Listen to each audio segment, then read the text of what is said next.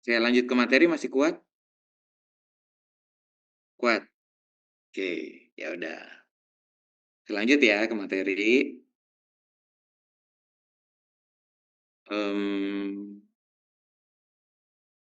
Konsep resiko.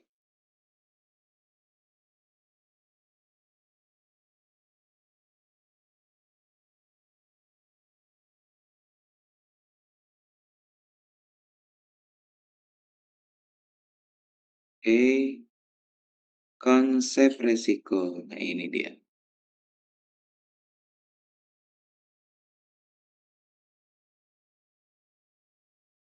Ya, saya share.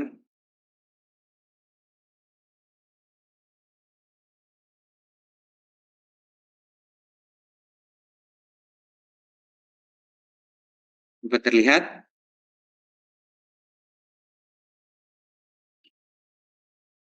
Bisa kelihatan nggak sama teman-teman? Terlihat ya.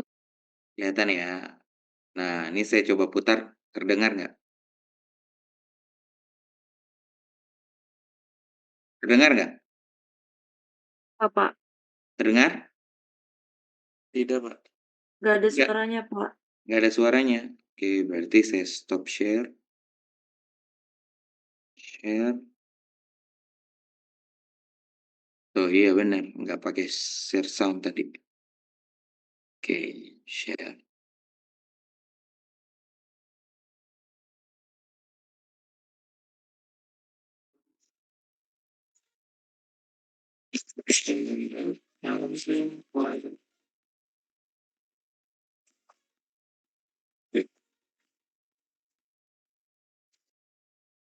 Halo, dengan saya Salman Al-Farisi. Kali ini saya akan membahas tentang konsep resiko. Apa aja yang jadi bahasan saya kali ini tentang konsep resiko? Yang pertama, mengenai tentang pengertian resiko, unsur resiko, kategori resiko, risk appetite and risk tolerance, terus kriteria resiko, sumber resiko, penyebab dan faktor resiko, lalu yang terakhir adalah risiko inherent dan risiko residual. Apa sih resiko itu? Nah, menurut ISO 31000, risk adalah effect of an uncertainty on objective, gitu. Atau bahasa Indonesia kita namakan resiko adalah kemungkinan terjadinya satu peristiwa yang berdampak terhadap pencapaian sasaran. Nah, effect sama dengan consequence sama dengan dampak. Uncertainty adalah potential event and its likelihood of occurrence. Pengertian resiko. Ini berdasarkan ISNZS ISO 31000. Sorry, ini berdasarkan ISO 31000 ya, bukan ISNZS. Yaitu effect of uncertainty upon objective. Nah, tapi kalau ISNZS 4360 tahun 2004 itu mengatakan resiko itu adalah the chance of something happening that will have an impact on objective. A risk is often specified in the terms of an event of circumstance and the consequence that may flow from it. Risk is a measure and it terms of combinations of the consequences of an event and their likelihood. Kalau KOSO, IRM ya, itu mengatakan events that may have a negative impact, that what we call risk. Nah, kalau PP 60 tahun 2008 pasal 3 ayat 1 mengatakan resiko adalah kemungkinan kejadian yang mengancam pencapaian tujuan dan sasaran instansi pemerintah. Ingat ya, unsur resiko itu apa aja? Nah, resiko itu ada kemungkinan terjadinya peristiwa berpotensi dampak terhadap sasaran. Jadi ada 3 tuh. Nah, resiko diukur dari 2 aspek. Satu, aspek kemungkinan dan aspek dampak terhadap tujuan atau sasaran tadi. Unsur resiko itu ada peluang, kemungkinan, terus kejadian atau peristiwa, dan dia diukur juga merugikan atau menghambat tujuannya gitu ya. Nah, itu unsur resiko.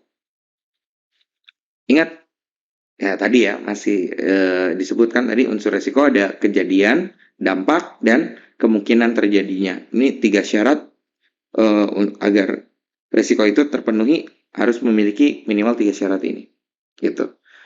Yang juga mutlak ada adalah tujuan. Oke. Baik tujuan tingkat instansi maupun tujuan kegiatan. Contoh, resiko kebakaran akan berdampak kerugian material dan korban jiwa dengan kemungkinan kejadian tinggi pada musim kemarau. Nah, semua unsur resiko ini terpenuhi. Adanya kejadian atau peristiwa yang mungkin terjadi. Contohnya apa? Resiko kebakaran. Adanya dampak di sini. Apa dampaknya? Kerugian material dan korban jiwa. Terus adanya probabilitas atau kemungkinan kejadian, yaitu potensi kejadian tinggi pada musim kemarau. Gitu. Ini contoh ya, contoh dari resiko.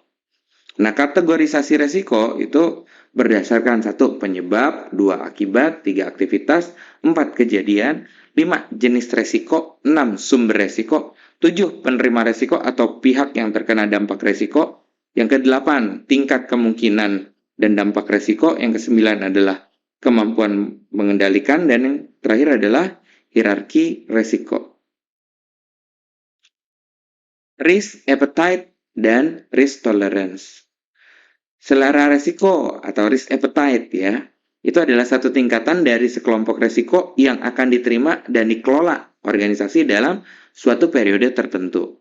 Nah, risk appetite ini terkait itu kita bisa terima nggak ya dalam pencapaian visi misi perusahaan. Dan juga ini juga mencerminkan sikap instansi terhadap suatu resiko.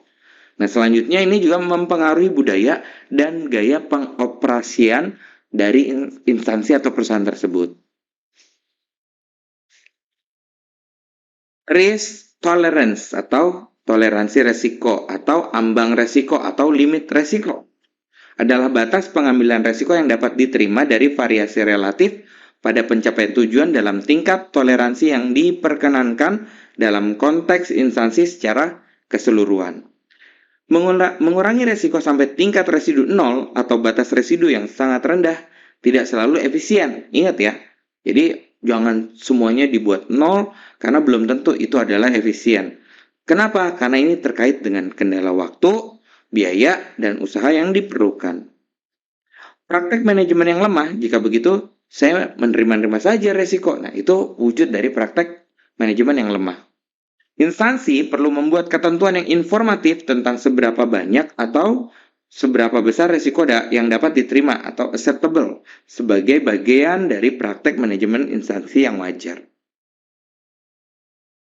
Tingkat toleransi itu bervariasi dan dipengaruhi oleh 1. Kemampuan dan kemauan pegawai untuk mengambil dan mengelola resiko. Yang kedua, ukuran dan tipe instansi. Yang ketiga, kematangan atau maturitas dan kompleksitas proses pengelolaan atau pengendalian risiko dan lingkungan pengendaliannya. Yang terakhir adalah kekuatan keuangan instansi dan kemampuannya bertahan terhadap peristiwa-peristiwa yang mengejutkan atau tidak terduga atau perubahan yang mendadak. Nah, tingkat toleransi risiko instansi itu ditentukan oleh tingkat kematangan praktek pengendalian risiko, ketersediaan data, keahlian manajemen, dinamika di lingkungan instansi, dan faktor-faktor lainnya. Prinsip-prinsip dalam menentukan tingkat toleransi resiko. Yang pertama, ada analisis kemampuan instansi untuk segera pulih secara fisik dan finansial dari adanya satu kejadian penting.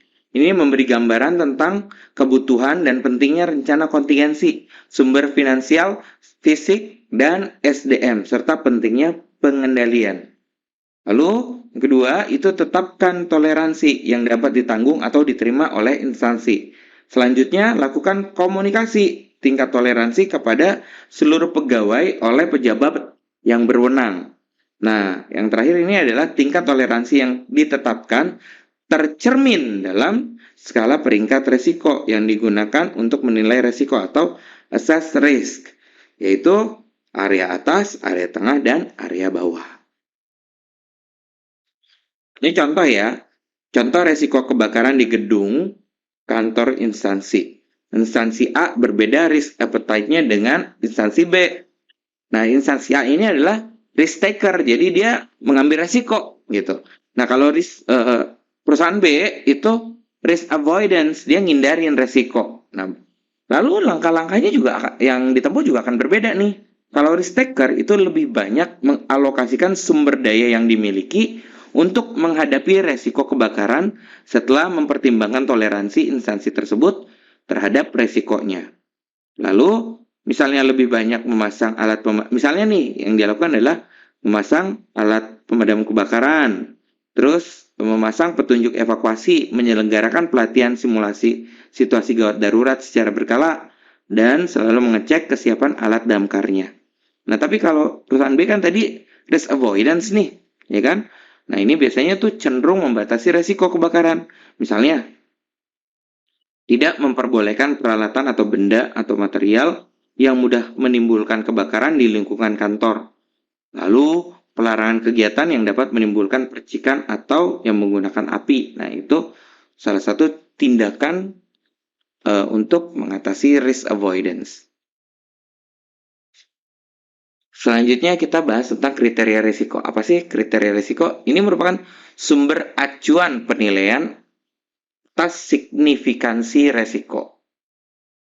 Kriteria risiko itu mencakup masalah biaya dan manfaat, peraturan dan hukum, aspek sosioekonomi dan lingkungan, hal-hal yang menjadi perhatian stakeholder, prioritas-prioritas, dan input lainnya terhadap penilaian risiko.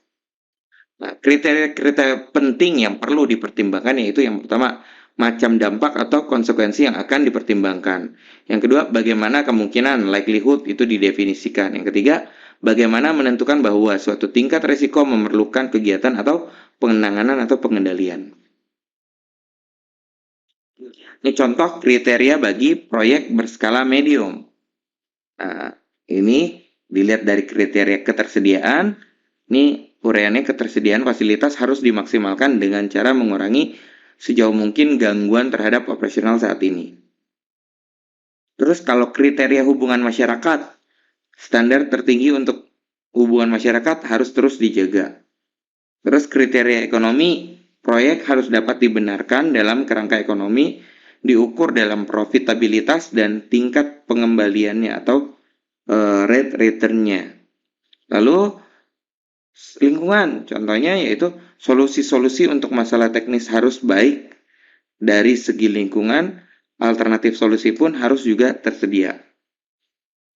Pendanaan, hindari pengeluaran di luar anggaran yang tersedia, maksimalkan penggunaan dana hibah untuk tujuan tertentu. Nah, kriteria dari hubungan dengan industri itu memaksimalkan hubungan dengan kalangan industri dengan cara negosiasi dengan staf representatif serta gunakan kesepakatan-kesepakatan yang tepat. Lalu, kriteria tata kelola, GCG dan pengambilan keputusan yang transparan merupakan aturan dari pemerintah. Selain itu, kualitas, yaitu klien mensyaratkan peraturan yang dibuat dengan benar dan handal. Keselamatan, ini kriteria keselamatan diurai contohnya gini. Proses dalam proyek harus memastikan standar keselamatan tertinggi dan dalam kontrak harus ada klausul yang mencerminkan hal tersebut. Lalu pengembangan staf. Nah, di sini metode dan hasil proyek harus dapat meningkatkan keterampilan utama dan organisasi dan kemampuan staf yang terlibat. Lalu ada jadwal waktu. Nah, ini uraiannya proyek harus selesai dalam waktu yang telah ditentukan. Kriteria rugi produksi atau pembatasan. Nah, ini uraian tujuannya itu memaksimalkan nilai aset, meningkatkan produksi berkelanjutan, dan memenuhi target dan biaya tahunan. Nah, ini sebenarnya juga bisa dijadikan untuk alat improvement ya. Gitu. Lalu integritas fasilitas. Meminimalkan gangguan terhadap operasi, memelihara kondisi dan kinerja aset atau sistem gitu. Selanjutnya ada kriteria kinerja proyek, dampak keuangan gitu ya. Pegawai, kesehatan, keselamatan, lingkungan dan komunitas, cita-cita dan reputasi. Nah, itu semua contoh dari kriteria risiko. Nah, sekarang bagaimana cara kita melakukan analisis risiko? Nah, di sini kita lihat nilai kemungkinannya berapa, nilai konsekuensinya berapa, lalu pertemuan antara kemungkinan dikalikan dengan frekuensi gitu. Nah, ini contoh kriteria keberterimaan atau acceptance risk. Level risknya 1 sampai 3 itu dapat diterima, gitu ya. Ini untuk kriteria untuk analisis resiko. Nah, siapa aja yang bertanggung jawab? Ya biasanya tuh pimpinan menengah atau operasional gitu. Oke. Nah, ini contoh ya tabel kriteria keberterimaan. Selanjutnya ini contoh skor dampak resiko dan definisinya gitu. Nah, lihat level 1 itu tidak berarti, level 2 itu kecil. Nah, di sini dituliskan definisi dari tidak berartinya tadi gitu, disebutkan, dijelaskan gitu. Nah, sedang, terus besar gitu ya. Dan yang terakhir adalah luar biasa atau bencana gitu. Oke, sekarang ukuran-ukuran kualitatif. Likelihood. Nah, ini dari 1 sampai 5 juga sama. Sangat jarang, moderat, sering, hampir pasti, atau sangat sering. Ini contoh aja nih, ketika sangat jarang. Kejadian yang muncul hanya dalam keadaan tertentu. Nah, ini kurang dari sekali dalam 10 tahun. Nah, ini contoh pembuatan daftar resiko, gitu ya. Risiko teridentifikasi dan faktor penentunya. Lalu disusun sama direview oleh siapa. Sumber resiko, penyebab, dan faktor resiko. Nah, sumber resiko menurut Australian Standard itu meliputi perilaku personil, aktivitas manajemen dan pengendalian, kondisi ekonomi, kejadian yang biasa atau tidak biasa, kondisi politik, isu-isu teknologi atau teknis, hubungan hukum dan komersial, tanggung jawab terhadap produk atau publik gitu ya. Dan yang terakhir adalah aktivitas itu sendiri. Nah, kalau dari PP 60 itu mengatakan yang pertama sumber eksternal, sumber internal, dan faktor lain. Nah, sumber eksternal itu seperti contohnya peraturan perundang-undangan baru, penjelasan perkembangan teknologi, bencana alam, dan gangguan kegiatan. Nah, sumber internal yaitu terlibatan dana operasional, SDM yang tidak kompeten, peralatan yang tidak memadai, kebijakan dan prosedur yang tidak jelas, suasana kerja yang tidak kondusif gitu ya. Nah, kalau untuk faktor lain ya, contohnya pengeluaran program yang tidak tepat gitu ya, pelanggaran terhadap pengendalian dana. Nah, ini contoh.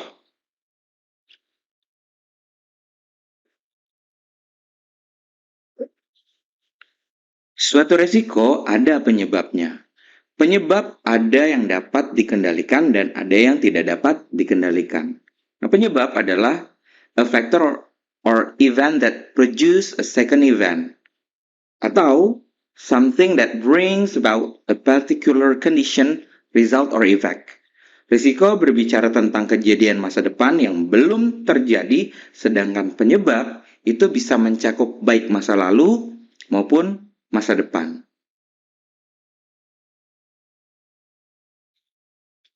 Faktor resiko hanyalah penanda adanya resiko dan tidak selalu menjadi penyebab akan terjadinya resiko. Contoh, para ahli telah mengidentifikasi apa yang diyakini sebagai faktor-faktor resiko penyakit kanker paru, misalnya kebiasaan merokok bisa memicu kanker paru, kan tetapi belum ada yang mengetahui apa sebenarnya penyebab penyakit tersebut. Karena ada juga orang yang biasa merokok tetapi tidak terkena kanker paru. Nah, ini terakhir adalah residual resiko inherent dan resiko residual. Apa sih yang maksud dengan resiko inherent? Resiko inherent itu adalah resiko yang murni ada tanpa memperhitungkan pengendalian yang sudah ada atau exist, atau resiko yang diukur sebelum memperhitungkan kondisi pengendaliannya. Tapi kalau resiko residual itu merupakan produk resiko inherent dan resiko pengendalian. Resiko terkait dengan kegiatan inherent dikurangi dengan jumlah kesalahan yang terdeteksi oleh pengendalian, yaitu jumlah kesalahan yang masih tetap belum terdeteksi atau residual. Dikenal dengan net risk atau resiko neto. Ini merupakan tingkatan dari resiko yang tersisa setelah kontrol-kontrol yang relevan diaplikasikan oleh manajemen atau setelah manajemen melakukan upaya mitigasi terhadap risiko inherent. Ya, moga saja informasi tersebut bisa bermanfaat. Terima kasih.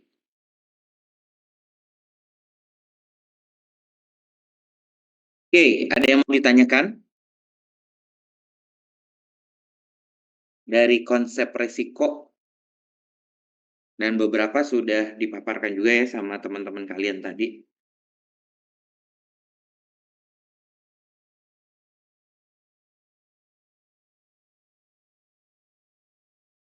Pak, mau nanya.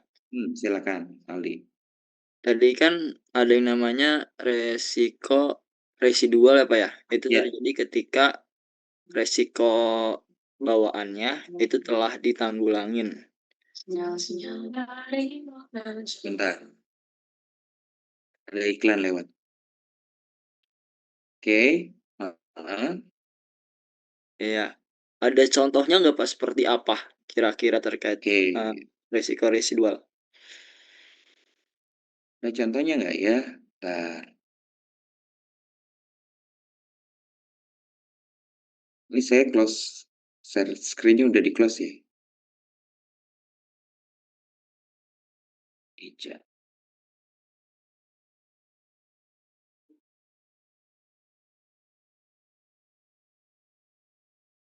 Baik.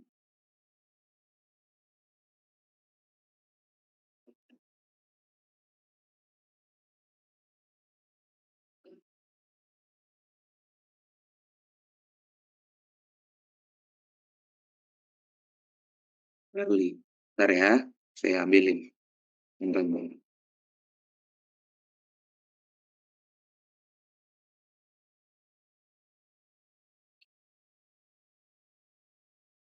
File.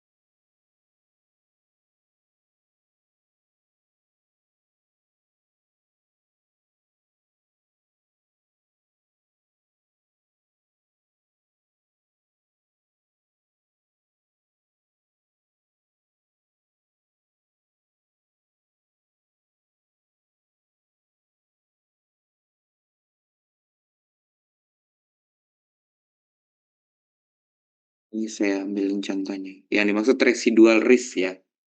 Itu kan ya? Betul. Iya Pak, serta contohnya. Oke, ini langsung ke contohnya. Bisa terlihat Excel-nya?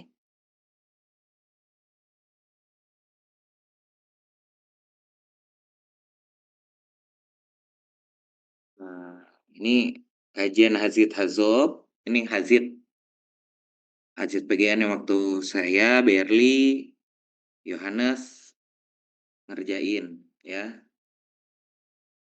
Nah, ini kategori hazardnya hidrokarbon, ini penyebabnya, konsekuensinya ini. Bisa terlihat semuanya? Halo? Pak. Bisa Lihat Pak. ya? Oke. Nah, ini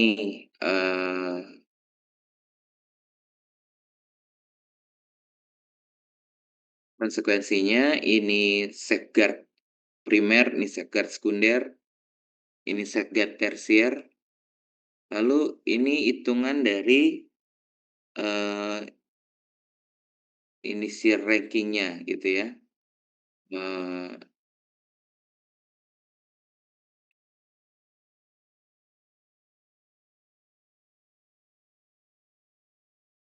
Nah, yang disebut dengan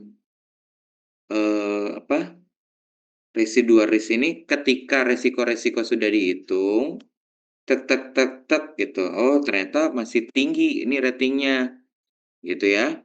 Nah, harus ada rekomendasi untuk diperbaiki. Apa rekomendasinya? Ini perbaikannya, gitu ya.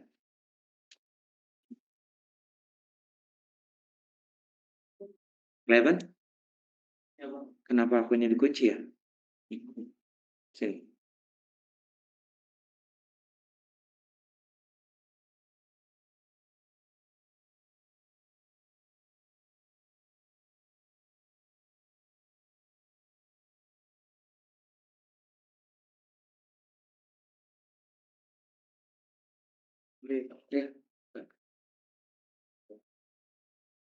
Oke, nah di sini sudah karena masih tinggi, otomatis harus dicari. Cari gimana nih untuk supaya memperkecil resikonya gitu ya, levelnya supaya jadi kecil, harus apa gitu. Nah, dia buatlah rekomendasi-rekomendasi, harus ada yang ini, harus ada yang ini, harus ada yang ini. Nah, lalu diukur lagi. Nah, kalau ternyata diukur sudah oke, nggak tinggi, ya udah gitu. Nah, jadi ini yang disebut dengan residual risk-nya. Gitu. Ya. Nih, residual risk ranking. Gitu. Oke. Clear sampai di sini? Aldi? Ya. Iya, Bapak. Terima kasih.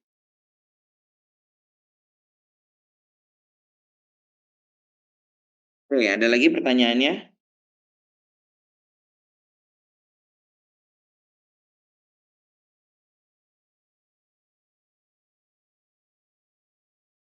Oke, kalau nggak ada, kita lanjut ke materi yang kedua ya. Materi yang kedua itu bagaimana membedakan antara resiko, masalah, krisis, dan bencana.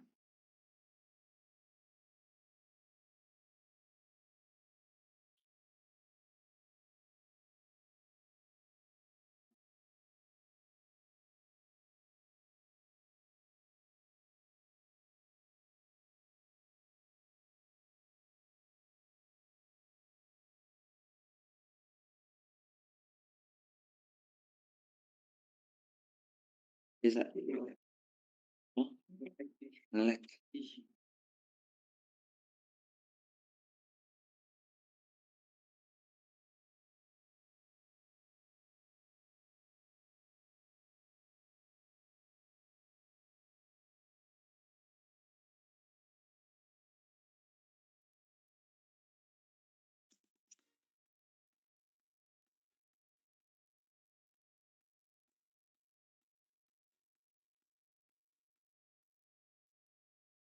Halo, bersama saya Salman Al-Farisi. Kali ini kita akan membahas tentang bagaimana cara kita membedakan antara risiko, masalah, dan peluang. Oke, simak ya baik-baik. Yuk. Risiko, ketika ada satu terjadi risiko disebut dengan efek dari ketidakpastian terhadap suatu sasaran. Itu risiko. Lalu yang dimaksud dengan masalah adalah keadaan yang tidak sesuai dengan yang direncanakan. Lalu yang ketiga disebut kondisi krisis, itu adalah keadaan genting yang membutuhkan respon secepatnya. Jika tidak, akan terjadi kekacauan. Dan yang disebut dengan bencana adalah keadaan dengan dampak yang mengakibatkan kehancuran sebuah organisasi atau perusahaan. Oke, jadi di sini kita sudah mengetahui tentang risiko, masalah, krisis, dan bencana. Apa aja perbedaan di antara mereka berempat. Oke, resiko itu tidak sama dengan masalah ya. Yang pertama, resiko itu efek dari ketidakpastian terhadap sasaran, sedangkan masalah adalah keadaan yang tidak sesuai dengan yang direncanakan. Resiko itu hal yang belum terjadi, tapi kalau masalah, hal yang sedang atau telah terjadi. Nah, ketidakpastian adalah keadaan dari informasi yang tidak cukup terkait pemahaman satu peristiwa, dampaknya, dan kemungkinan terjadinya. Nah, tidak terikat pada sasaran yang spesifik, itu yang disebut dengan ketidakpastian. Perbedaan antara resiko dengan ketidakpastian. Resiko itu ada data pendukung probabilitas kejadian. Kalau ketidakpastian, itu tidak ada data pendukung probabilitas kejadiannya. Resiko itu subjek dan objeknya jelas. Kalau ketidakpastian, subjek dan objeknya itu tidak jelas. Resiko itu memiliki pengalaman, sedangkan ketidakpastian tidak memiliki pengalaman. Oke, jadi di sini kita mengetahui tentang perbedaan antara resiko dan ketidakpastian. Resiko datang rapat tepat waktu. Ini saya ambil contoh ya. Andre diundang rapat di Hotel X pada pukul 9 dan dia harus datang tepat waktu. Ia akan berangkat dengan mobil pada pukul 8 dari rumahnya. Namun, hotel yang menjadi lokasi rapat memiliki 3 cabang di kota Bandung. Pada saat Andre hendak berangkat, Andre tidak mengecek secara spesifik alamat dan lokasi rapat pada undangan dan hanya melihat nama hotelnya saja. Alhasil, Andre terlambat menghadiri rapat karena salah lokasi dan tidak dapat berkonsentrasi penuh selama rapat. Di sini dari paparan tadi kita mengetahui sasarannya adalah sampai tepat waktu ke lokasi rapat pukul 9. Ketidakpastiannya, hotel yang menjadi lokasi meeting memiliki 3 cabang. Resikonya, hadir rapat tidak tepat waktu pukul 9. Masalahnya adalah Andre telat datang ke lokasi rapat. Perbedaan antara resiko dan masalah. Sekarang ya, dikaji terhadap waktu. Resiko adalah sesuatu yang mungkin terjadi di masa depan. Ini adalah ketidakpastian di mana manajer proyek dapat membuat rencana dan strategi. Masalah adalah sesuatu yang telah atau sedang terjadi. Ini adalah sesuatu yang dapat diatasi oleh manajer proyek saat ini. Nah, dikaji dari dampak, resiko adalah sesuatu yang bisa menjadi peluang atau tantangan tergantung pada proyek dan resikonya. Masalah adalah sesuatu yang menantang proyek saat ini. Manajer proyek menganggap hal ini sebagai hambatan yang dapat mereka atasi. Solusinya juga bisa memberikan manfaat positif. Nah, sekarang kita kaji dari pendekatan. Bagaimana proses pendekatannya? Resiko itu didekati melalui proses pendekatan satu, penghindaran. Jika mungkin, manajer proyek dapat merencanakan untuk menghindari resiko sama sekali. Yang kedua, penerimaan. Disebut juga dengan retensi resiko. Penerimaan resiko adalah ketika tim proyek memutuskan untuk mempertahankan resiko kecil ketika mereka menganalisis resiko dan menentukan biayanya sangat kecil sehingga lebih hemat untuk menjaga resiko. Ketiga, pengurangan. Pengurangan resiko juga disebut dengan mitigasi.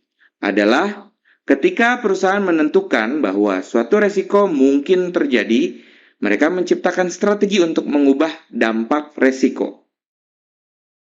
Lalu selanjutnya yang keempat adalah berbagi. Pembagian resiko melibatkan pembagian resiko kepada kelompok orang yang berbeda. Misalnya, rencana asuransi melibatkan pembagian resiko. Perusahaan membayar pengurangan atau biaya dan penyedia asuransi menanggung sebagian resikonya. Yang terakhir adalah transfer.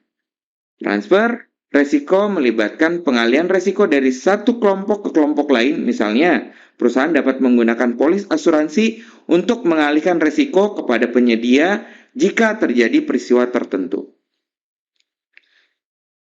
Nah, bagaimana dengan pendekatan dari masalah? Strategi manajemen isu atau masalah dapat bervariasi tergantung pada isu, perusahaan, dan proyek. Beberapa pendekatan umum mungkin termasuk yang pertama adalah perencanaan. Ketika yang dihadapkan pada satu masalah, manajer proyek dapat meninjau dan menyempurnakan rencana bisnis mereka. Mereka juga dapat membuat rencana alternatif yang merinci solusinya. Yang kedua, prioritas. Manajer proyek dapat memprioritaskan komponen suatu masalah untuk membuat rencana jangka panjang dan jangka pendek.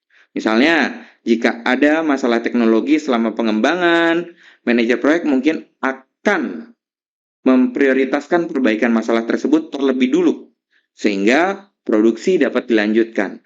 Selanjutnya, mereka dapat meninjau proses untuk mencegah masalah ini di masa mendatang. Terakhir adalah komunikasi. Kolaborasi dan komunikasi adalah alat penting dalam manajemen masalah.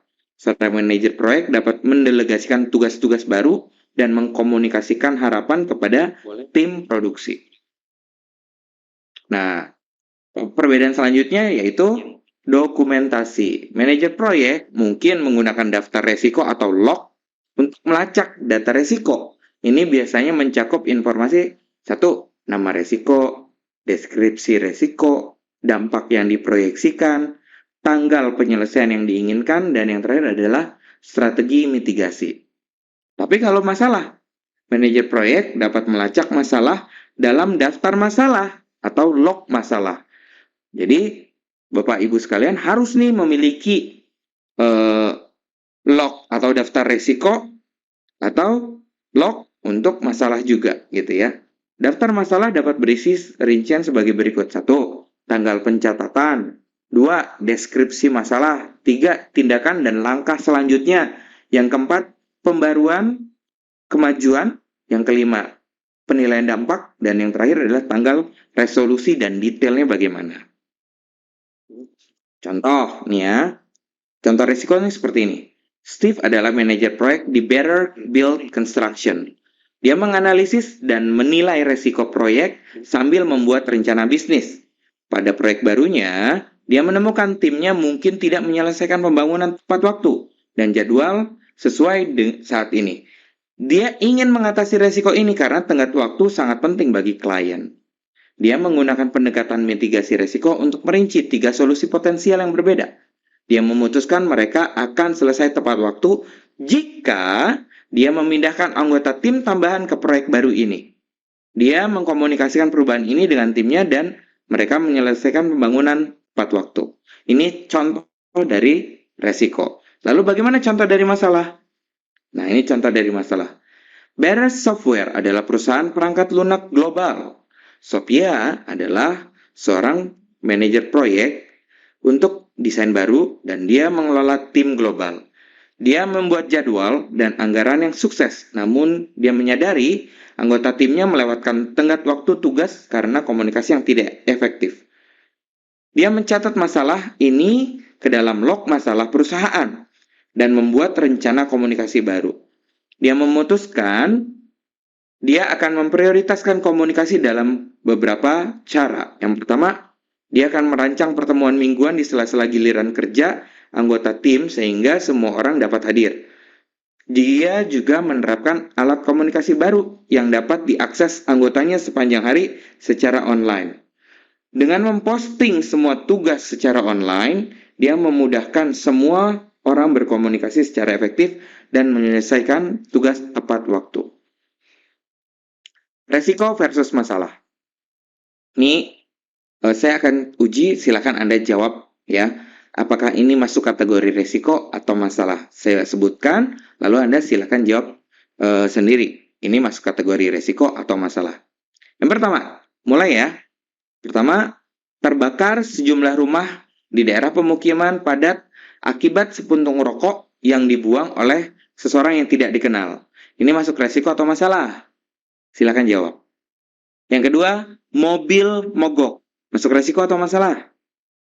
Yang ketiga, kecelakaan. Termasuk resiko atau masalah? Yang keempat, kecopetan. Masuk resiko atau masalah? Yang kelima, kehilangan. Nah, ini masuk resiko atau masalah? Tuntutan massa, ini masuk resiko atau masalah? Letak geografis Indonesia. Nah, ini masuk resiko atau masalah? Jumlah rambu lalu lintas yang rusak sebanyak 4 titik. Nah, ini masuk resiko atau masalah? Selanjutnya ada ancaman mogok angkutan massal di bulan depan. Ini masuk resiko atau masalah? Selanjutnya ada tuntutan hukum ganti rugi dari pengendara kendaraan bermotor yang mengalami kecelakaan karena rambu lalu lintas yang salah pasang. Ini resiko atau masalah?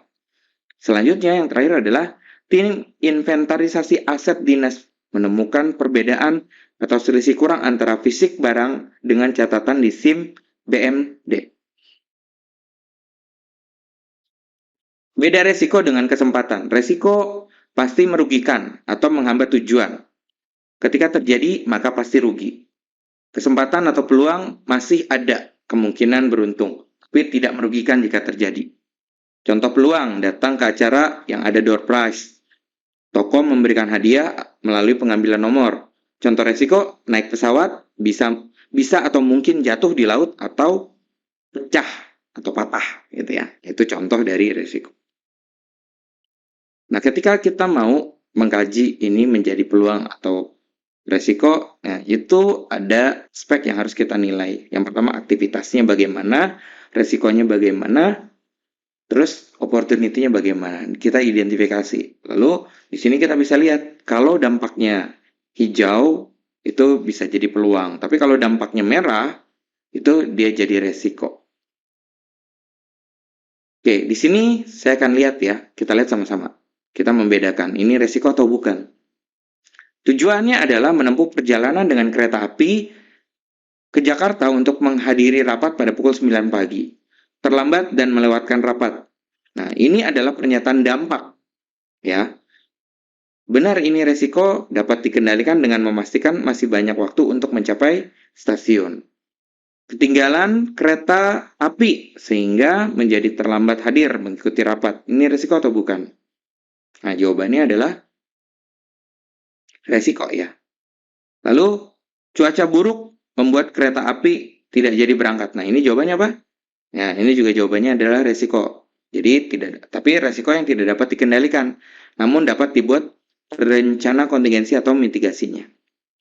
Nah, yang selanjutnya yang keempat adalah tidak ada makanan dalam kereta api sehingga kelaparan. Nah, ini jelas bukan resiko karena tidak berdampak pada tujuan. Yang terakhir adalah sakit perut tadi malam sehingga mengganggu persiapan bahan rapat. Nah, ini juga bukan resiko karena sudah terjadi. Kejadiannya kapan nih? Tadi malam dia sakit perutnya, gitu ya. Oke.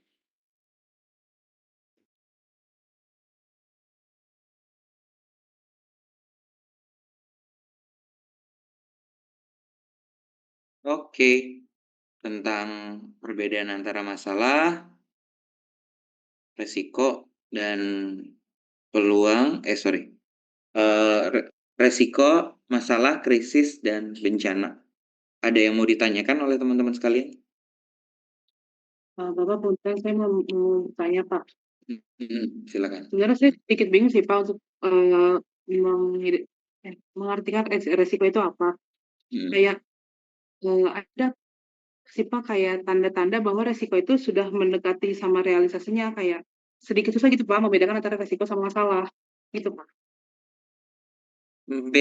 Susah bedain antara resiko sama masalah gitu ya, begitu ya. Oke, kalau gitu saya buka lagi deh video rilis manajemen sih video. Bedain antara resiko dan masalah.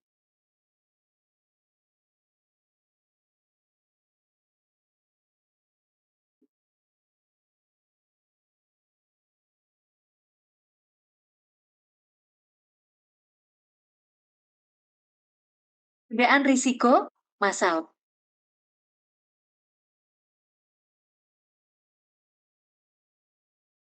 Perbedaan risiko,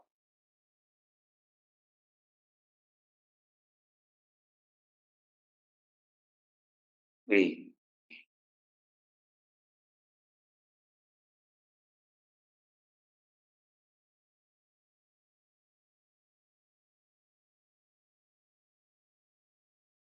masalah, dan bencana ketiganya memiliki Kedengeran?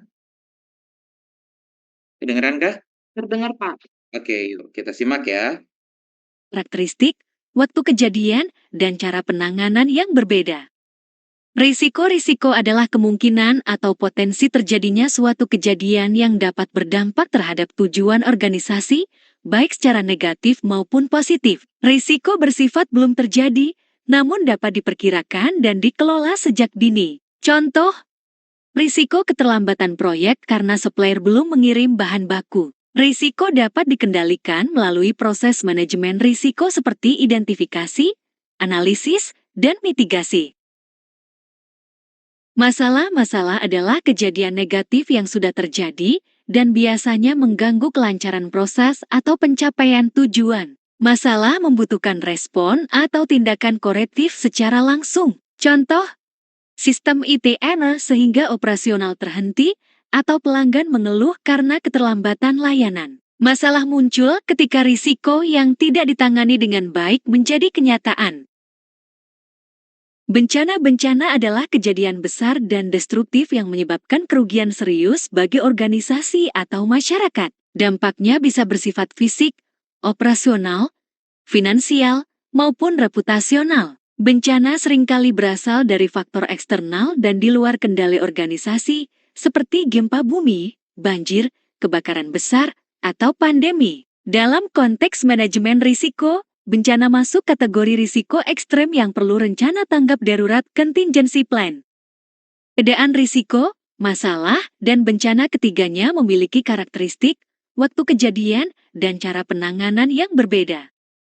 Risiko-risiko adalah kemungkinan atau potensi terjadinya suatu kejadian yang dapat berdampak terhadap tujuan organisasi, baik secara negatif maupun positif. Risiko bersifat belum terjadi, namun dapat diperkirakan dan dikelola sejak dini. Contoh, risiko keterlambatan proyek.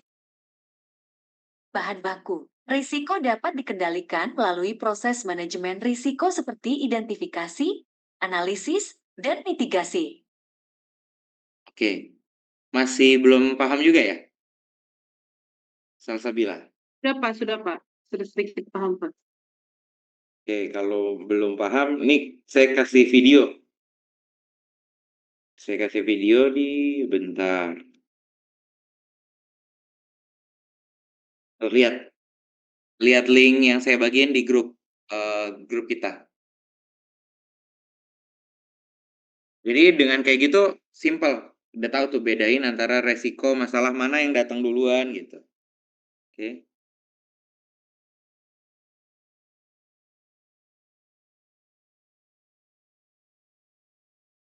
Izin bertanya.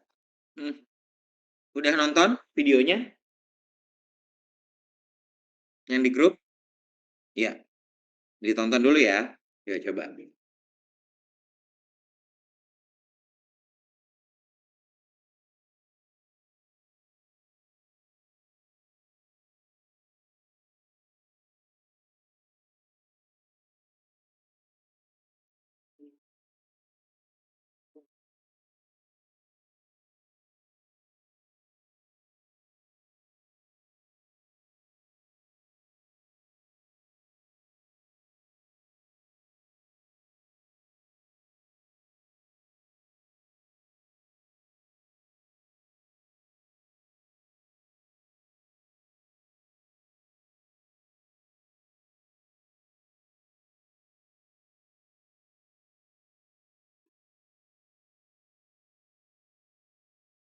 Oke, sudah? Coba salsa.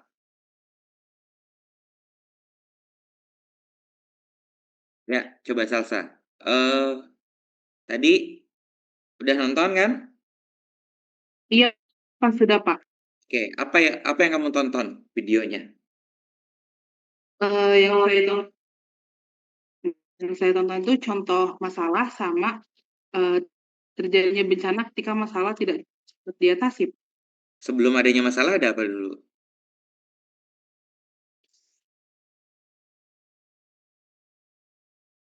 Resiko Pak.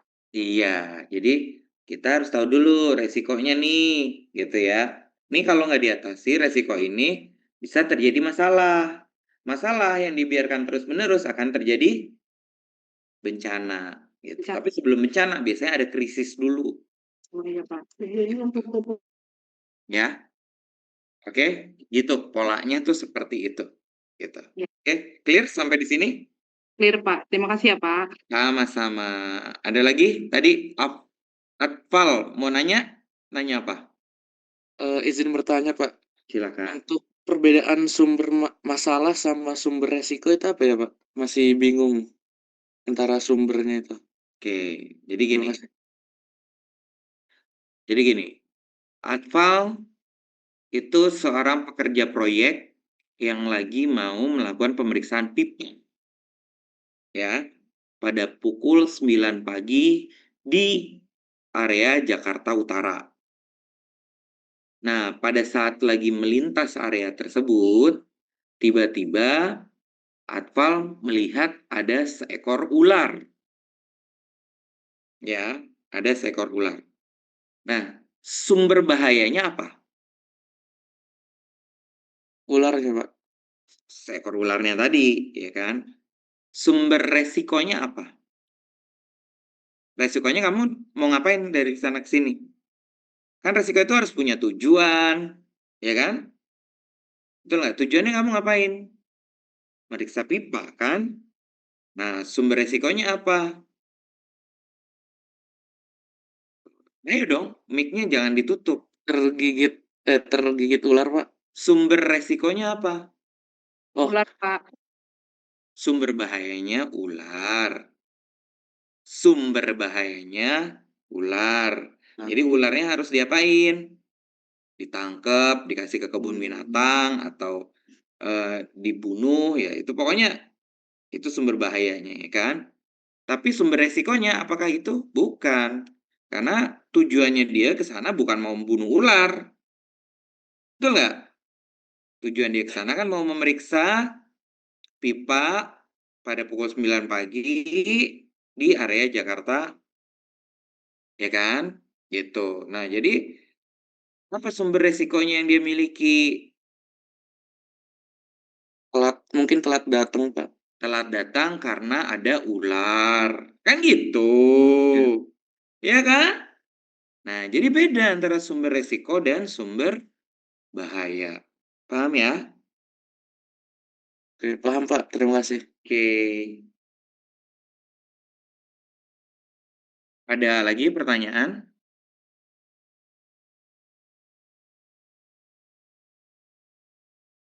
Oke, kalau nggak ada, saya lanjut ke materi yang ketiga, yaitu sebentar, materi yang ketiga adalah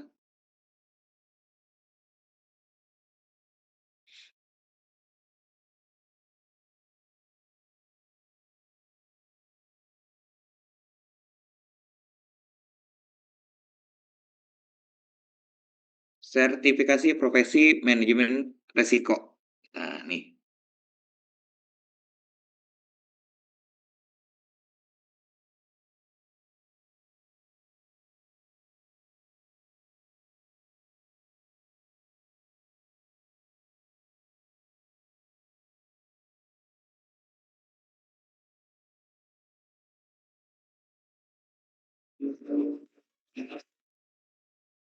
Halo, bersama saya Salman Al-Farisi. Kali ini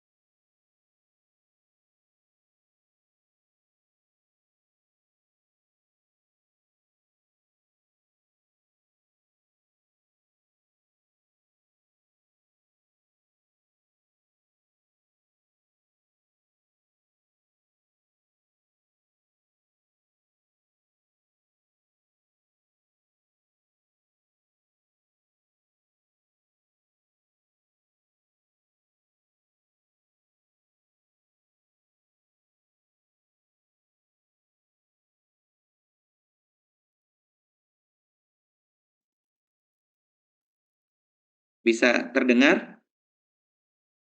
Terdengar, Pak. Oke, kita simak ya.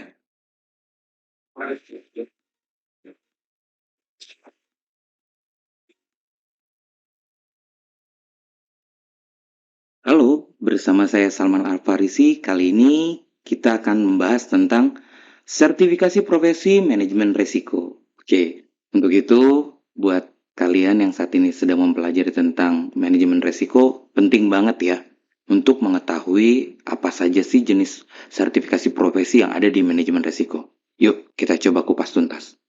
Yang pertama adalah Certified Risk Management Officer. Nah, di sini kalau di BNSP-nya itu kita kenal dengan analisis manajemen risiko terorganisasi atau yang kita singkat dengan ANAMROT. Ada juga beberapa organisasi atau lembaga-lembaga yang menggunakan bahasa Certified Risk Management Officer atau yang kita kenal dengan CRMO. Biasanya waktu pelaksanaan pelatihan ini sekitar 25 jam pelatihan atau kurang lebih 3 hari. Dan waktu uji sertifikasinya itu 1 hari. Ujiannya berupa uji tulis dan uji presentasi. Apa aja yang kita pelajari? Yaitu yang pertama, mempunyai cara pandang dari persepsi yang sama di dalam memandang resiko. Lalu yang kedua, dapat membedakan ciri-ciri resiko dan kesempatan atau opportunity. Yang ketiga, memahami proses, scope, dan kerangka kerja enterprise risk management. Yang keempat, mampu melakukan identifikasi resiko dengan berbagai metode identifikasi pada proses bisnisnya masing-masing keseharian. Lalu yang kelima, mampu membedakan antara risiko dan penyebab. Yang keenam, memahami cara menentukan kriteria dalam penilaian besaran risiko atau yang kita kenal dengan risk level. Yang ketujuh, mampu melakukan pengukuran bobot risiko pada tataran inherent risk, residual risk, dan risk after mitigation. Yang kedelapan, mampu membuat peta risiko atau yang kita kenal dengan risk mapping. Yang kesembilan, mampu membuat respon risiko awal atau tanggapan terhadap risiko yang melekat pada aktivitas bisnisnya dan memahami teknik membuat risk mitigation action plan.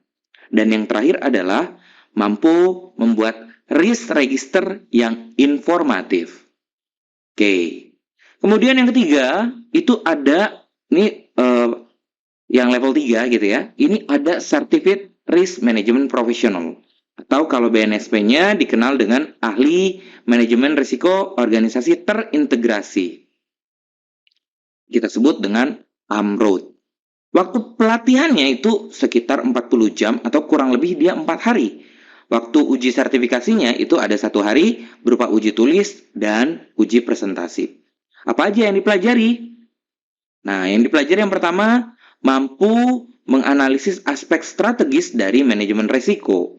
Lalu yang kedua, memahami proses, scope, dan kerangka kerja enterprise risk management.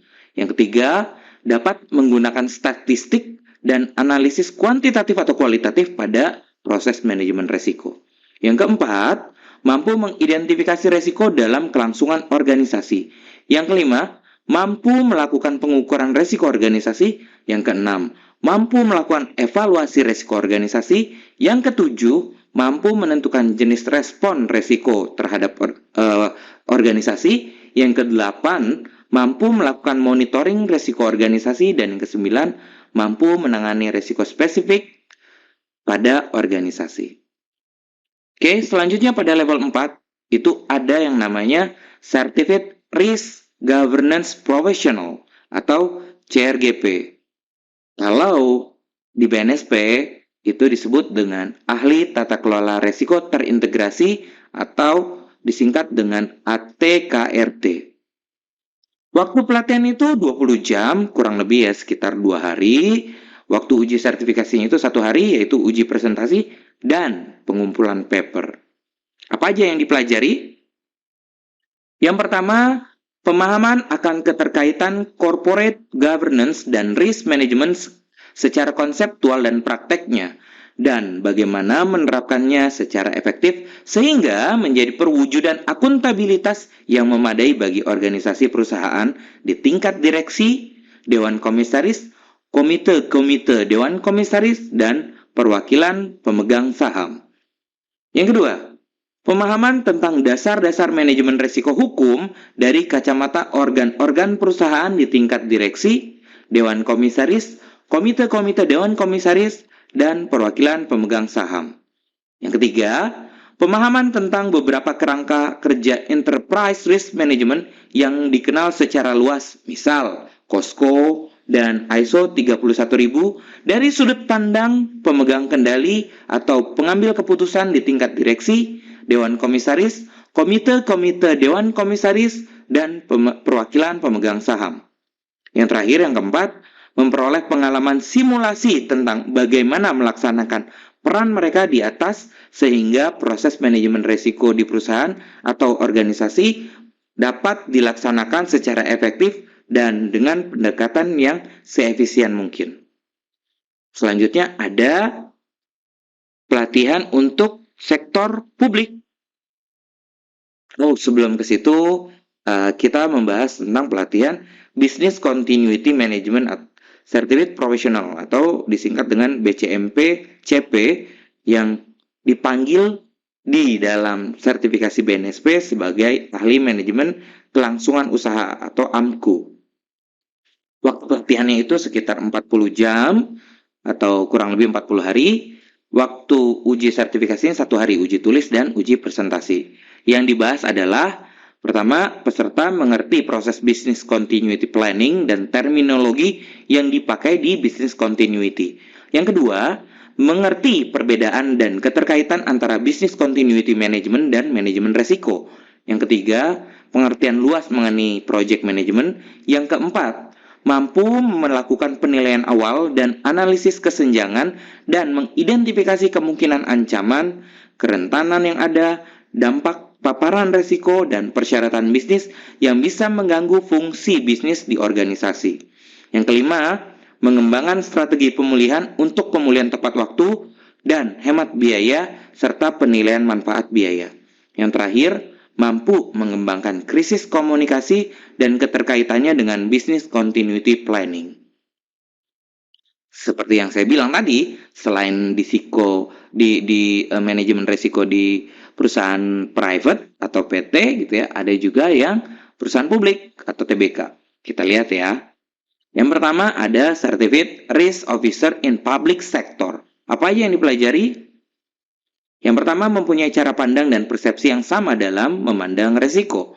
Yang kedua, membedakan ciri-ciri risiko dan kesempatan. Yang ketiga, memahami proses cakupan dan kerangka kerja enterprise risk management. Yang keempat, mampu melakukan identifikasi risiko dengan berbagai metode identifikasi pada proses bisnisnya masing-masing. Yang kelima, mampu membedakan antara risiko dan penyebab. Yang keenam, memahami cara menentukan kriteria dalam penilaian besaran risiko atau risk level. Yang ketujuh, mampu melakukan pengukuran bobot risiko pada tataran inherent risk, residual risk, dan risk after mitigation. Yang kedelapan, mampu membuat peta risiko. Yang kesembilan, mampu membuat risk response awal atau tanggapan terhadap risiko yang melekat pada aktivitas bisnisnya dan memahami teknik membuat risk mitigation action plan. Yang ke-10, mampu melakukan monitoring dan menyajikan pelaporan risiko. Yang terakhir, yang ke-11, mampu membuat risk register yang informatif. Oke, lalu masuk ke level 3. Oke, sebelum itu ada fundamental manajemen risiko dan ketidakpastian di dalam kajian di public sector. Yang kedua, introduction to IRM. Yang ketiga, memformulasikan konteks atau tujuan. Yang keempat, melakukan identifikasi risiko. Yang kelima, melakukan pengukuran risiko. Yang keenam, melakukan pemetaan risiko. Yang ketujuh, mengembangkan respon risiko atau perlakuan risiko. Yang kedelapan, monitoring dan pelaporan risiko. Yang ke-9, SPIP terintegrasi. Yang ke-10, mengelola risiko pengadaan barang. Ini kompetensi yang harus dimiliki oleh level 2 di public sector. Lalu level 3 di public sector itu ada yang namanya Certificate Risk Professional in Public Sector. Apa aja yang dibahas? Yang pertama, manajemen risiko terpadu dan public governance atau Integrated Risk Management and Public Governance. Yang kedua, proses dan teknik manajemen risiko. Yang ketiga, sistem pengendalian intern pemerintah terintegrasi, SPIP IPT gitu ya. Yang keempat, perencanaan anggaran berbasis resiko. Yang kelima, manajemen risiko proyek atau project risk management. Yang keenam, manajemen kesinambungan pelayanan publik dan manajemen bencana atau public service continuity management and disaster management. Yang ketujuh, mengelola resiko pengadaan barang. Yang kedelapan, mengelola resiko kecurangan atau fraud risk management. Nah, selain yang tadi, itu ada beberapa program sertifikasi risk management yang lain, seperti Qualified Risk Management Officer, Qualified Risk Management Analyst, Qualified Risk Management Professional atau QRMP, Qualified Chief Risk Officer, Qualified Risk Governance Professional.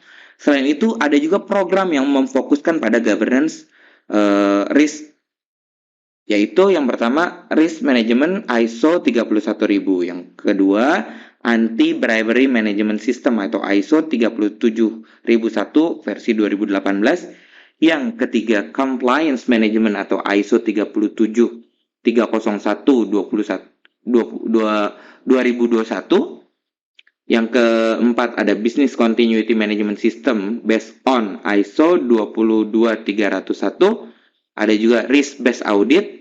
Yang ketiga, yang selanjutnya ada Project Risk Management. Yang selanjutnya ada Governance, Risk, and Compliance atau kita kenal dengan GRC.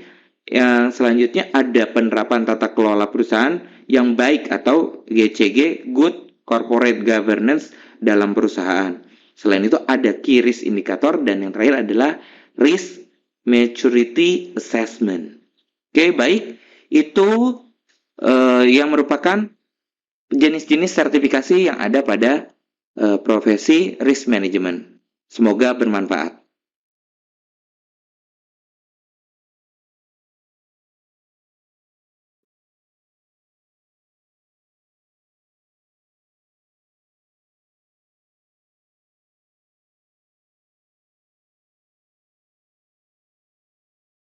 Oke, ada pertanyaan untuk sertifikasi profesi manajemen risiko yang perlu Anda ketahui tadi? Jadi ada berapa? Kalau umum bukan sektor pemerintah, ada berapa jenis sertifikasi dari BNSP?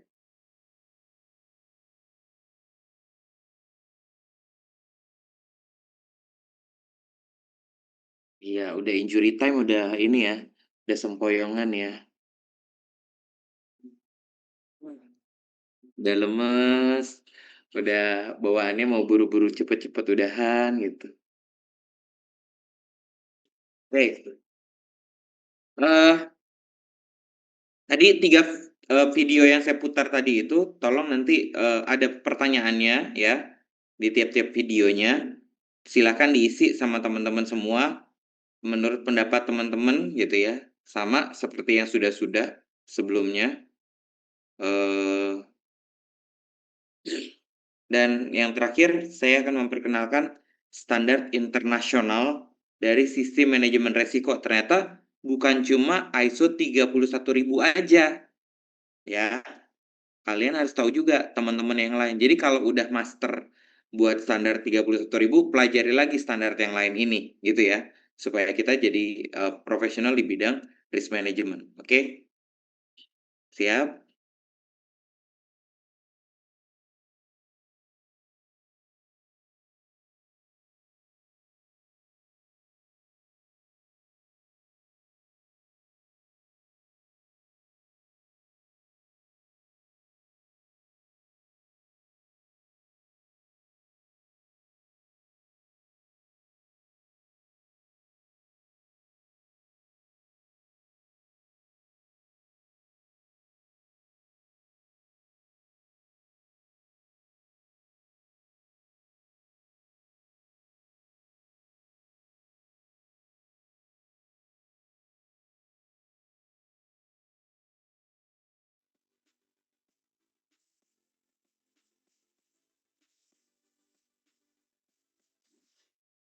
Standard International Manajemen Risiko.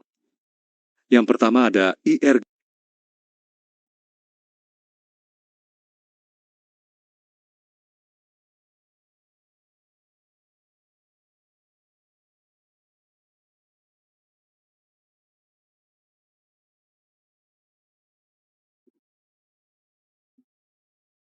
DC Project Management, Part 3, Guide to the Management of Business-Related Project Risk. Yang kedua ada COSO 2004, Internal Control, Integrated Framework, Executive Summary. Yang ketiga ada BS ISO 31000 versi 2018, BSI Standards Publication, Risk Management Guidelines. Perbedaan antara BS 6079 kurang 32000, IRGC 2004, COSO 2004 AS, NZS 4360, dan ISO 31000 ada di tabel berikut ini. BS 6079 kurang 3, 2000 pertama context, 2, identification, 3, analysis, 4, evaluation, 5, treatment, 6, communicate, 7, review update, IRGC 2004, 1, pre-assessment, 2, appraisal, 3, tolerability and acceptability, judgment, 4, risk management, 5, communicate, 7, communicate consultation, 8, monitoring review, COSO 2004. Pertama, environment. 2, objectives. 3, identifications. 4, assessment kelima, response. 6, control. 7, communicate. Kedelapan, monitoring, ASH, N, Z, S4360. Pertama context. 2, identifications. 3, analysis. 4, evaluation. 5, treatment. 6, communicate consult. 7, monitoring review. ISO 31000 2009. 1, mandate commitment. Kedua, context. 3, identifications. 4, analysis. 5, evaluation. 6, treatment.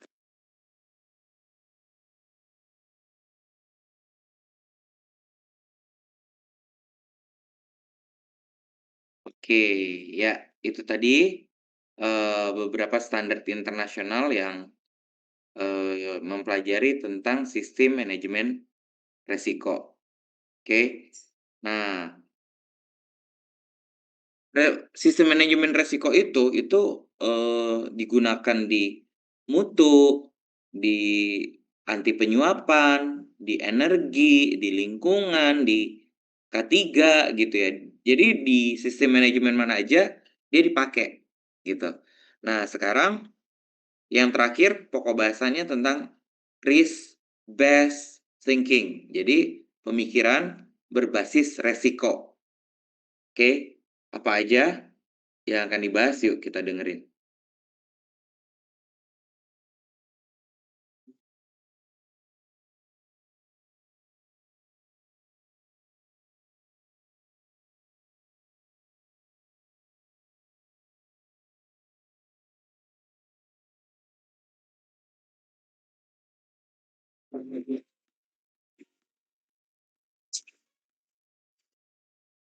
Halo, dengan saya Salman Alfarisi. Kali ini kita akan membahas tentang risk-based thinking. Well, apa itu risk-based thinking? Ya, kita akan lihat satu-satu. Sebelumnya kita harus tahu dulu bagaimana pengelolaan resiko. Di sini kita lihat, resiko itu yang pertama, perusahaan itu harus membuat sebuah strategi resiko. Ya, kemudian dia juga harus memiliki analisis resiko, baik itu berupa analisis income, analisis profit, analisis tax atau pajak, analisis biaya, gitu ya. Nah, selain itu juga dia harus memiliki kebijakan atau policies. Selain itu, dia juga harus memiliki bagaimana cara mengendalikan resiko tersebut. Dan juga harus memiliki langkah-langkah peningkatan terhadap proses resiko tadi, gitu ya. Nah, itu yang harus dimiliki perusahaan terkait dengan resiko di ISO 9001. Ingat, resiko itu apa sih? Resiko adalah kemungkinan terjadinya peristiwa yang membawa akibat yang tidak diinginkan, yang akan berpengaruh kepada tujuan, strategi, sasaran, dan atau target. Nah, kita ambil contoh nih ya. Pada hari Ahad, tanggal 4 Agustus 2019 terjadi pemadaman listrik di wilayah Jakarta, Banten, dan sebagian Jawa Barat. Padamnya aliran listrik disebabkan gangguan pada jalur transmisi Unggaran dan Pemalang 500 kV di Jawa Tengah. Akibatnya, pasokan energi dari timur ke barat gagal dialirkan sehingga terjadi gangguan di semua pembangkit listrik di sisi barat Pulau Jawa. Keesokan harinya, pada tanggal 5 Agustus, Presiden Republik Indonesia Jokowi mendatangi kantor pusat PLN dan memberi teguran kepada jajaran direksi PLN. Jokowi berujar, peristiwa pemadaman total minggu kemarin dan dalam sebuah manajemen besar, mestinya ada tata kelola risiko-risiko yang dihadapi dengan manajemen besar, harus ada contingency plan dan backup plan. Pertanyaan saya, kenapa itu tidak bekerja dengan cepat dan baik? Pertanyaan saya, kenapa itu tidak bekerja dengan cepat dan baik? Saya tahu peristiwa ini pernah terjadi di tahun 2002, 17 tahun yang lalu untuk Jawa Bali. Menurut Jokowi, kejadian 17 tahun yang lalu seharusnya bisa dipakai sebuah pelajaran agar tidak terjadi kejadian yang sudah pernah terjadi kembali saat ini. Nah, kita harus mempelajari nih, ya. Yang pertama, kerangka kerja dari manajemen resiko. Di sini ada integrasi, design, implementasi, evaluation, dan improvement. Nah, ini nanti akan membentuk yang namanya leadership and commitment. Oke, ingat ya, tujuan dari manajemen resiko adalah pembentukan nilai dan perlindungannya. Di mana ini menjadi prinsipnya yang pertama integrasi, yang kedua structure and comprehensive, yang ketiga customize, yang keempat inclusive, yang kelima dynamic, yang keenam best available information, yang ketujuh human and cultural factors, yang kedelapan adalah continual improvement.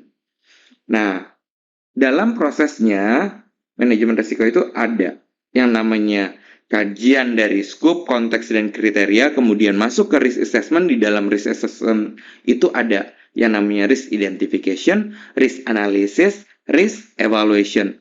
Sesudah dilakukan risk assessment, kita harus melakukan yang namanya risk treatment. Nah, selesai dari risk treatment, ini harus ada recording dan reporting. Begitu siklus dari manajemen resiko. Dan ingat, ini dibantu dengan proses komunikasi dan monitoring serta review. Nah, risk-based thinking pada ISO 9001 itu berpengaruh pada klausul 44F, di mana ini mengatakan tentang menangani resiko dan peluang. Lalu pada klausul 511D, ini tentang kepemimpinan dan komitmen, di bagian D itu menggalakkan pemikiran berasaskan resiko. Lalu 512 ini adalah tumpuan kepada pelanggan, memastikan bahwa resiko dan peluang ditentukan dan ditangani. Nah, selanjutnya ada 6.1, 6.1.2. Ini tentang tindakan untuk menangani resiko dan peluang, memastikan bahwa resiko dan peluang ditentukan dan ditangani. 8.0 ini tentang organisasi hendaklah merancang. Lalu 93.2 ini terkait dengan keberlaksanaan tindakan yang diambil untuk menangani resiko dan peluang. 10.2.1 tentang ketidakpatuhan dan tindakan pembetulan, yaitu mengemas kini resiko dan peluang yang ditentukan semasa perancangan jika itu diperlukan. Nah, ini klausul-klausul yang terkait dengan manajemen resiko yang ada. Oke, maka ini yang dimaksud dengan risk-based thinking tadi. Oke, seperti yang sudah disebut tadi, dalam proses di klausul 6 ISO 31000 itu ada scope, konteks, dan kriteria, kemudian lanjut ke risk assessment, kemudian lanjut ke risk treatment. Nah, di mana sih dari gambar ini nih kita mengetahui bahwasanya proses resiko terjadi pada saat plan di strategic planning itu terjadi, pada saat do di operation itu juga terjadi, dan pada saat di action atau control itu juga terjadi yang namanya proses manajemen resiko. Bagaimana dengan support? Nah, di support dia juga mengkaji bagian-bagian supporting mana yang bisa terkait dengan resiko. Oke, di sini resiko kita bagi dua ya. Ada positive risk, ada negative risk. Kalau disebut positive risk, maka kita panggil dia sebagai peluang atau opportunity. Tapi kalau dia sebagai negative risk, itu kita sebut dengan isu atau masalah atau treatment ancaman.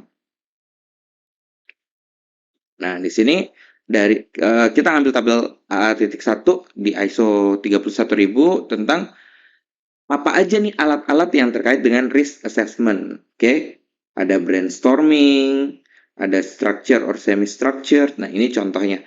Nah, ini kita lihat ya.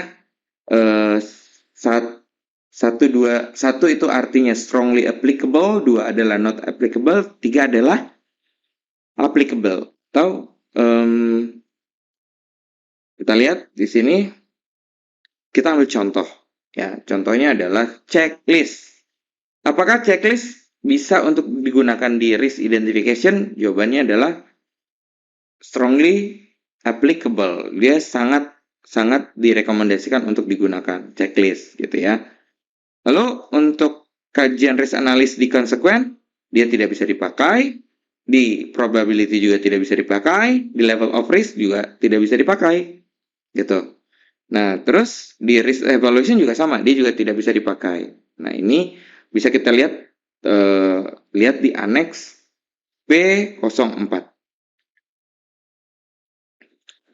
Tabel A2 itu terkait dengan atribut dari pemilihan risk assessment tool tadi, ya. Yang pertama adalah ada lookup method. Ini checklist, bisa digunakan checklist atau PHA, Preliminary Hazard Analysis. Oke. Nah, di sini kita lihat nih relevant of influencing faktornya, resource and capability-nya bagaimana? Itu low, ya. Tapi kalau nature degree of uncertainty-nya gitu ya, ketidakpastiannya, derajat ketidakpastiannya gimana? Nah, kalau untuk checklist itu rendah, tapi kalau untuk PH itu tinggi banget gitu. Ya. Lalu kompleksitasnya bagaimana? Gitu. Kalau checklist itu tidak terlalu kompleks, tapi PH dia medium. Gitu. Bisa nggak disediakan kuantitatif, keluaran yang kuantitatif? Nah, baik checklist maupun preliminary hazard itu tidak bisa. Nah, itu. Ini contoh dari bagaimana cara kita membaca A2 gitu ya.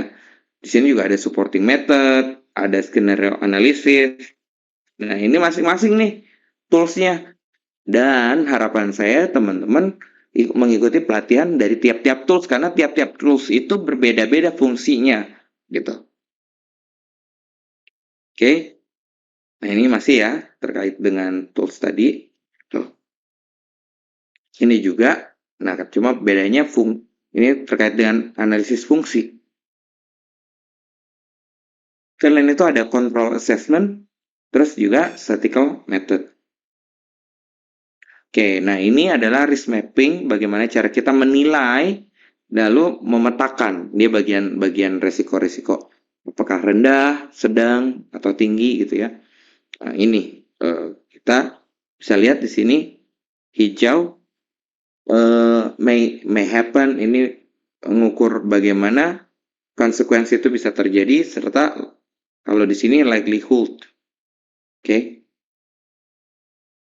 Nah, bagaimana cara kita melakukan perlakuan resiko Itu ada 6 cara. Yang pertama, transfer, avoid, exploit, accept, reduce, dan ignore. Ini cara kita memperlakukan resiko. Oke? Semoga bermanfaat untuk kalian semua.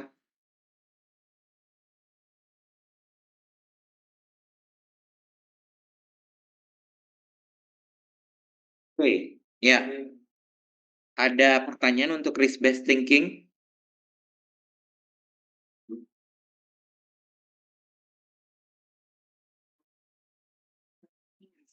Nggak ada?